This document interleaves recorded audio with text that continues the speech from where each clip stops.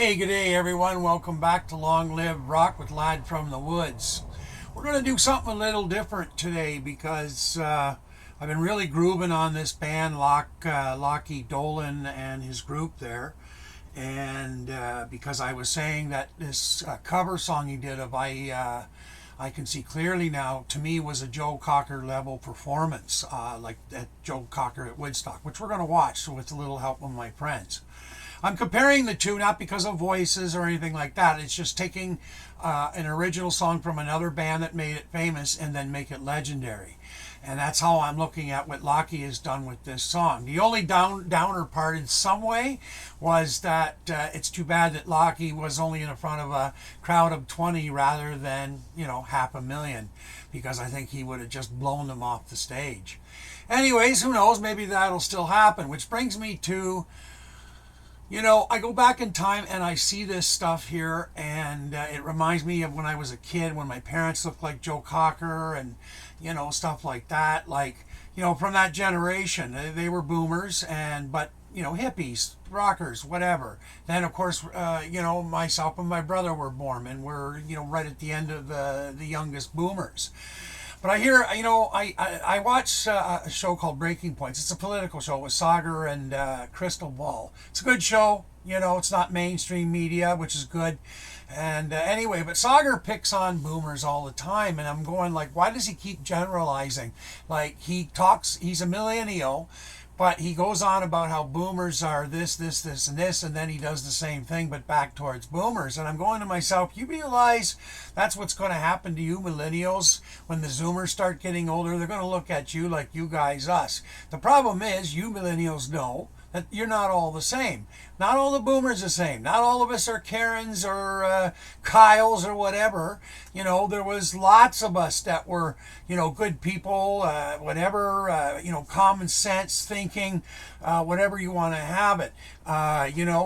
We didn't call it woke back in the day. We called it intelligent, when you weren't racist and you weren't this and stuff like that.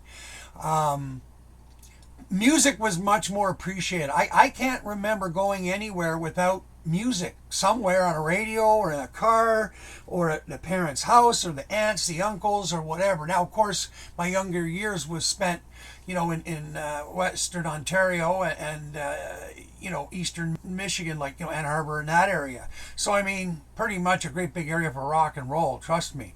And then, of course, I had Detroit radio and then CKLW. I think that was the radio station with Wolfman Jack back in Windsor. So, I mean, we got to hear everything as it came out. And I remember when the Woodstock came out, my dad came home with it, and it went on the stereo, and it was like, ooh. And Joe Cocker was one of the ones. My dad just went like that. Point being, though, is like, I see the Zoomers are a lot like this, and I'm thanking one of their bands, Greta Van Fleet, kind of re-firing rock and roll here. And of course now it's bringing out all kinds of folks, and it's good to see, because I've always felt, we were better off, especially here in North America, but everywhere. But rock and roll makes people feel good, and that's what it's supposed to do. And we don't have as much feel good as we used to. And the music of today, a lot of it is just very dreary or repetitive or canned or candy, disco, whatever. It's just not music that hits you in the soul. And when people say, well, you got the blues, but yeah, that's fine. But rock and roll, okay, for a lot of us boomers that weren't, idiots like the kids described today, and still not idiots. Yeah, a lot of us sold out. But they were selling out back in the 60s. Just like there's millennial right-wingers that are fascist types. Well, we had our boomers that are that now and that back then. But not all of us, so I hate the generalization thing. Anyway, I'm 4 minutes into this. I want to play this song because it makes me go back to a time. And, the boomers, you guys already know this. If you haven't, well, go back and watch it to remind yourself of what we used to be, or some of us still are. Okay, for me, it's like a walk down memory lane, and it makes me almost like teary, because it's like, this is gone. And my dad's gone, from that. My mother's still here, but she's 80. And someday you younger ones are going to face all this too. And I was just telling this Jesse Wagner, it was so nice to discover two bands in 1 week that reminded me of this era. and you know, the style, the music, the heart, the soul, and everything, which was Lachy Doley and his band, and Jessie Wagner and her band. So anyways, let's get on with this, okay? So this is more for you millennials and zoomers. This is what Heart and Soul and Woodstock, all of it, okay? Joe Cocker's gone now, but he became a superstar just right here because of this one song. He had a great concert at Woodstock, don't get me wrong, but this is the one that made him a superstar. Here we go. The only thing I can say, as I've said to many people, is this title just about puts it all into focus. It's called With a Little Help from My Friends. Remember it.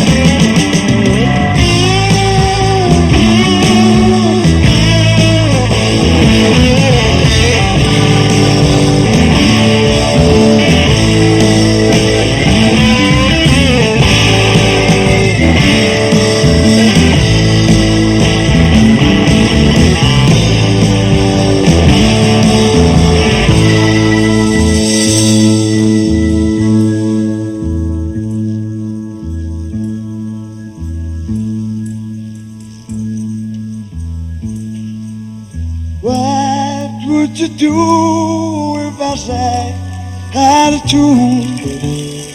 Would you stand up and walk out on me? Lend me your ears and I'll sing you a song. I will try not to sing out of key. Oh baby, how you back? Well, I did it, but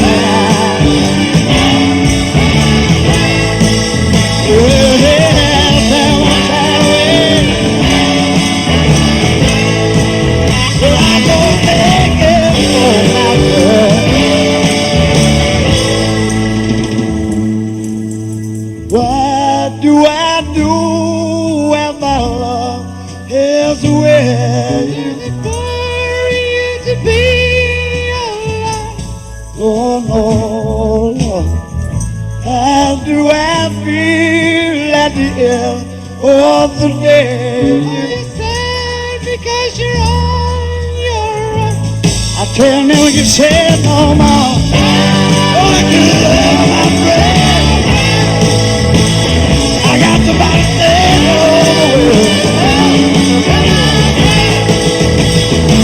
somebody got the love I need. I'm gonna pass away.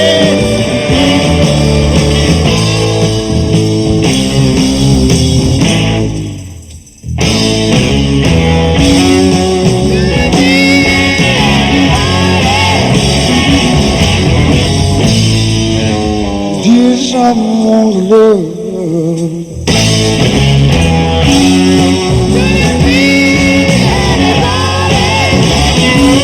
What I did is tell oh, the dream right on love. Everybody knows and I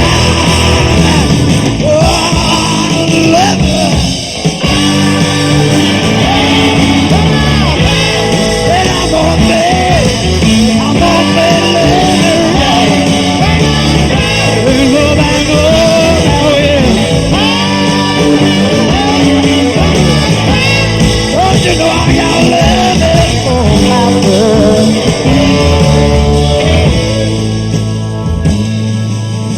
Would you believe in a love at first sight? I'm certain it happens all the time. you know it, love. What do you see when you turn out the light? I don't see nothing but a job.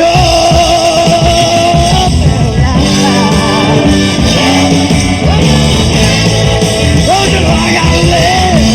I gotta live before the grave. Nobody says the way I feel now. Oh, I said it all my love.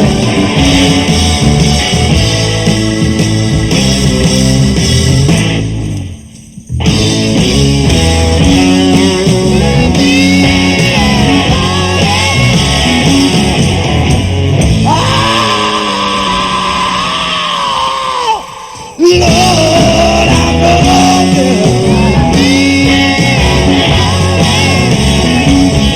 what I deserve. What a dream right on. Live my life, live oh, Lord.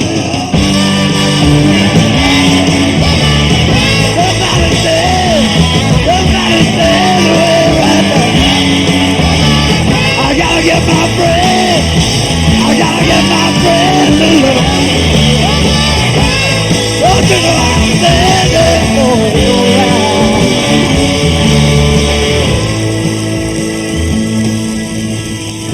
I gotta get my friends together.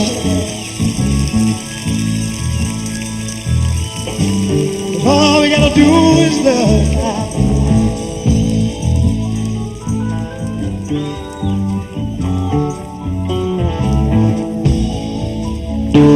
I'm gonna take them home with me now. You gotta get on to your friends. You gotta get on to your friends. Nobody knows the way. Nobody knows the way. You got your friends. You got your friends. You got your friends. You got your friends. You got your love.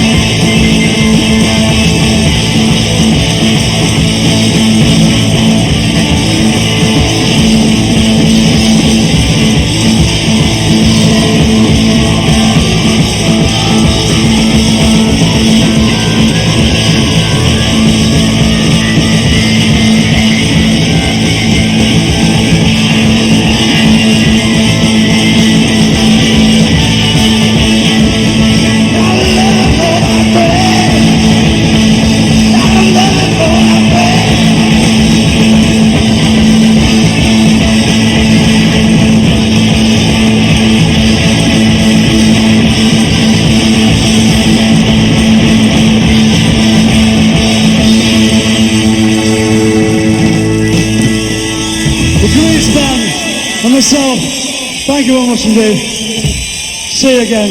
Beautiful.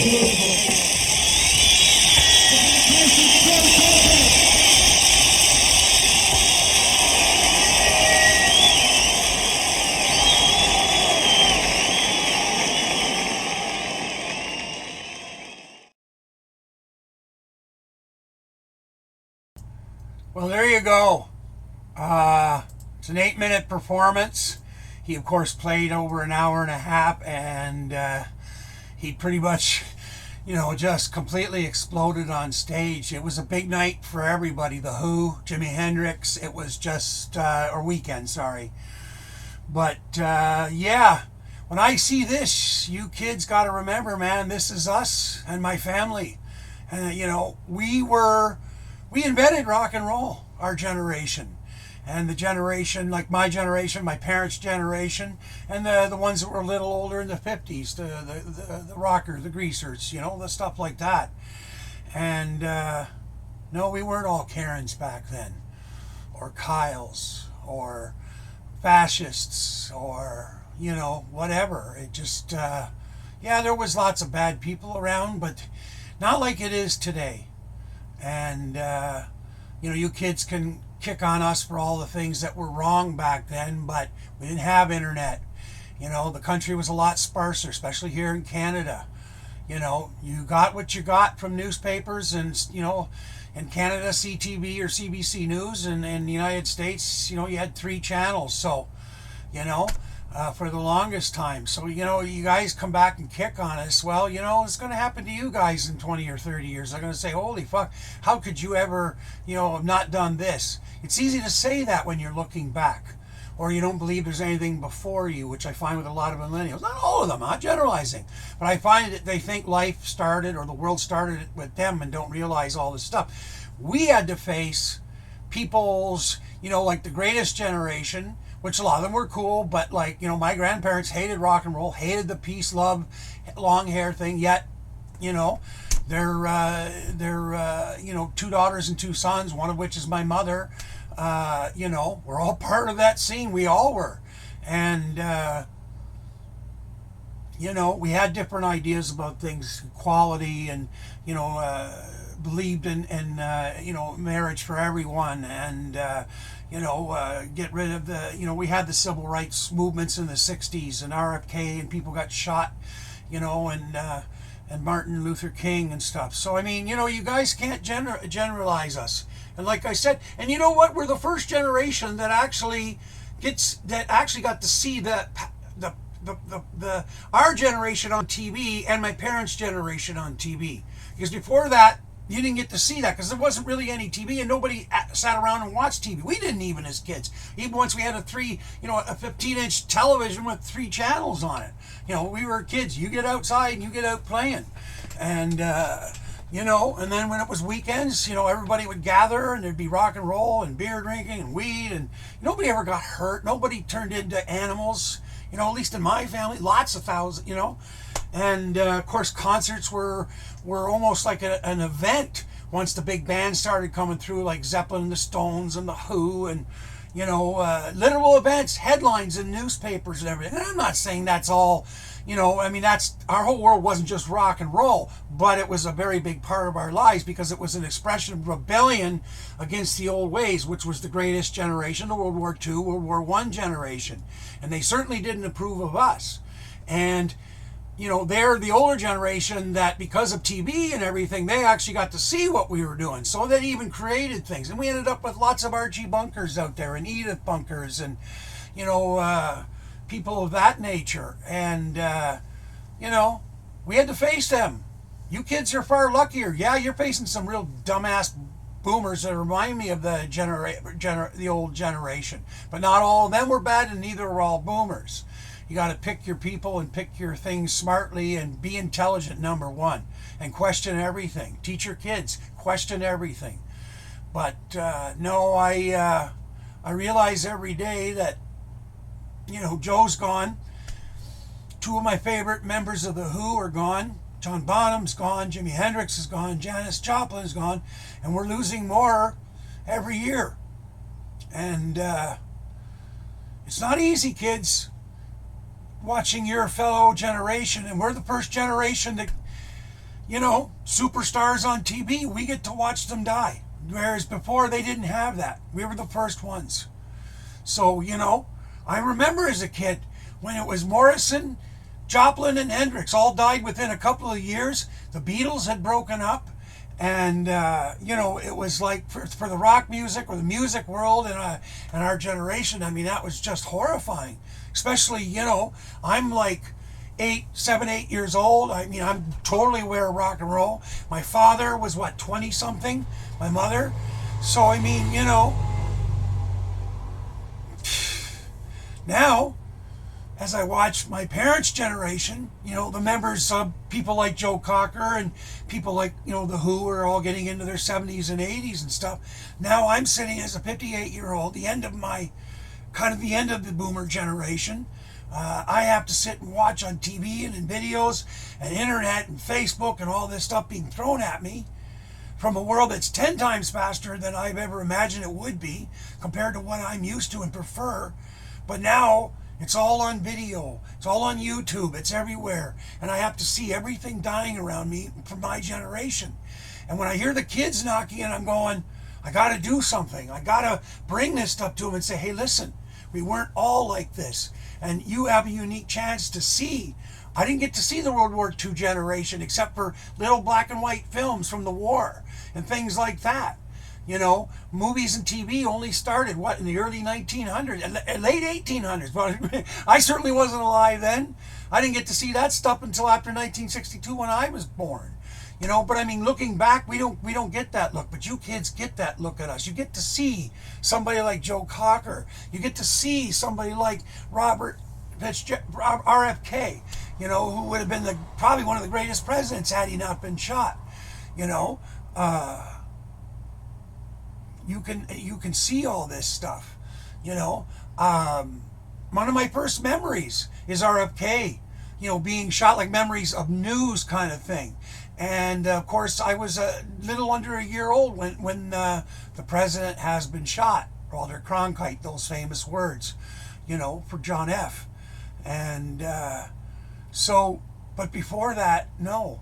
And so you kids get to see all that and learn from our mistakes and everything. And rather than, you know, chastise or spit on that generation, especially the ones of us that are still alive, and we're not, you know, a lot of us are in good shape from those years partying and drugs and sex and drugs and rock and roll. And you know what? I'll never apologize for any of it because that's just the way things were. You know, we didn't sit around in a room all day playing games on video and internet and all this. And hey, I'm not shitting on today. That's your thing. Okay? But like, it's hard, kids. You know, I don't get to go to parties and, you know, sit with my kind anymore and be at concerts and, you know, stuff like that. I go to concerts. It's, you know, people are very dry.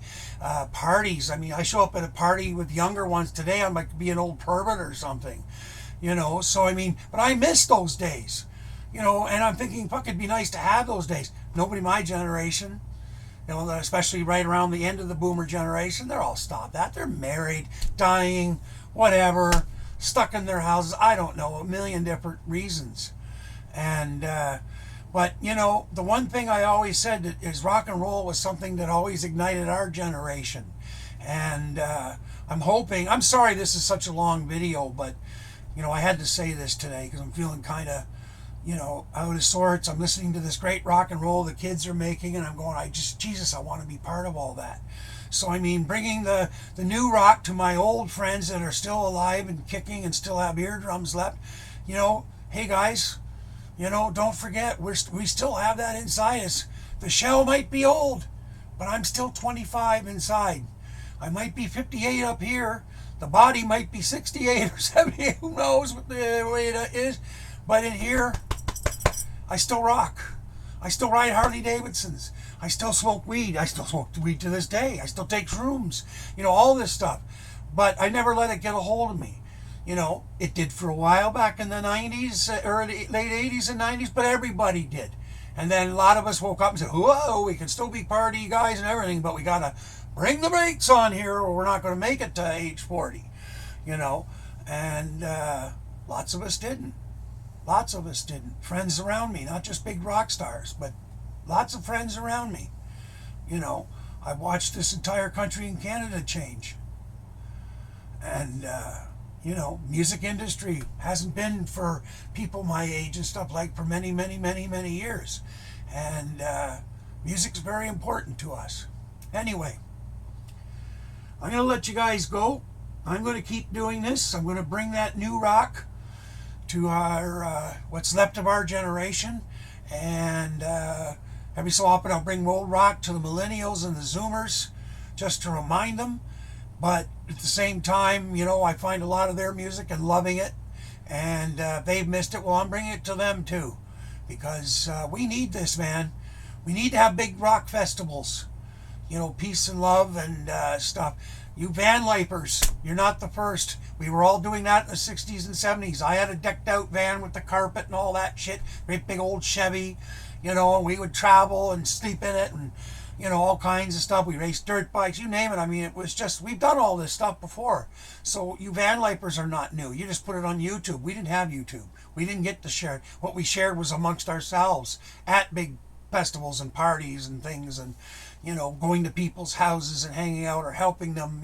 We'd sometimes get 10, 20 people, a work party over at some friend's house that didn't have the money or this, that, and, we'd make sure that they were okay. And that's out here in the country more. Not so much the city because I didn't really live in the city.